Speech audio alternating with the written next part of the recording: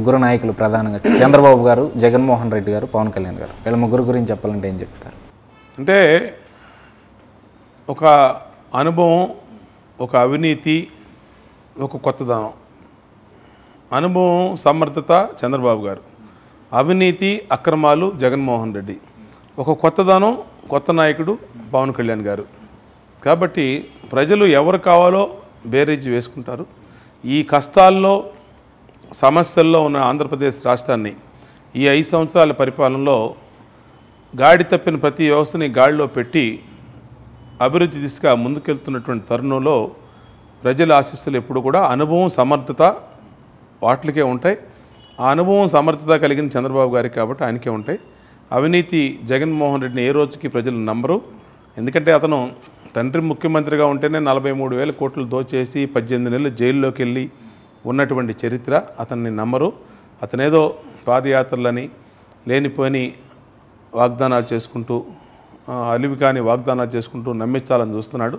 ప్రజలకి అన్నీ చేసిన తెలుగుదేశం పార్టీ కాబట్టి అతను 10 సంవత్సరాల అధికారంలో ఉన్నప్పుడు పిల్లికి కూడా బెచ్చం పెట్టల. మళ్ళీ రేపు ముఖ్యమంత్రి అయితే నేను అచ్చేస్తాను ఇచ్చేస్తానంటే ఎవడు నమ్మే పరిస్థితులు లేరు.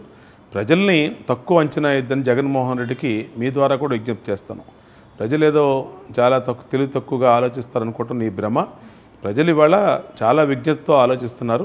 కాబట్టి ఎవరు కావాలో, ఎవరు ఉండాలో వాళ్ళకి తెలుసు. రాబోయే రోజుల్లో తెలుగుదేశం పార్టీ విజయం తథ్యం.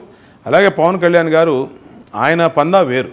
ఆయన ఏమో అధికారం కోసం వెంపర్లాడి ఇవాళ నేను ముఖ్యమంత్రి అయిపోవాలి కాబట్టి ఎన్ని రకాలుగా అని చెప్తానని కాదు. ఆయన ఒక నూతన ఒరవడి సృష్టించడం కోసం, ఒక మార్పు కోసం రాజకీయాల్లోకి వచ్చానని చెప్తున్నాడు. మరి రేపు రాబోయే ఎన్నికల్లో ఆయనది కూడా చూద్దాం. ఖచ్చితంగా నేను 100కి 100 పాళ్ళు చెప్తున్నా.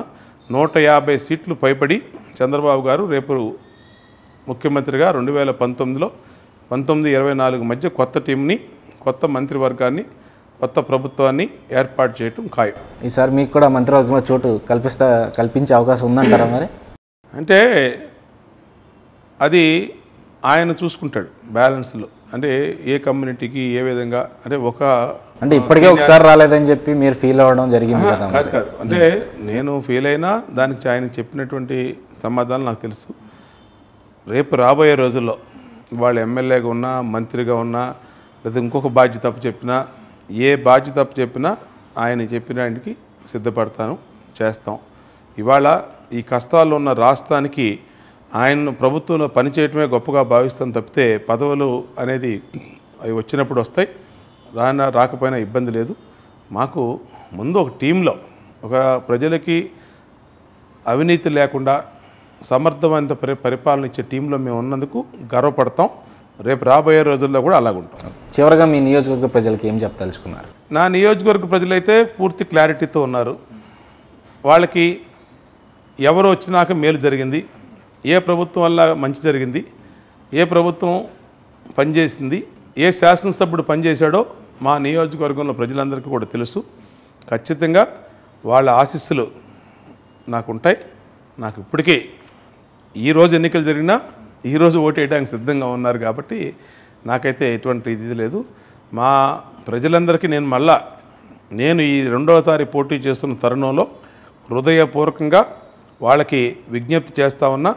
మంచి పరిపాలన కోసం, సమర్థ పరిపాలన కోసం, సంక్షేమ ప్రభుత్వం, అభివృద్ధి ప్రభుత్వం కోసం మీ అందరి ఆశీస్సులు ఈ మీడియా సమావేశం ద్వారా హృదయపూర్వకంగా నన్ను మళ్ళా ఆశీస్సులు అందజేయమని కోరుకుంటాం. అందరికీ కూడా విజ్ఞప్తి చేస్తూ ఉన్నాం. మైరా మీడియాని అందరూ కూడా సబ్స్క్రైబ్ చేసుకోమని కోరుతా ఉన్నా.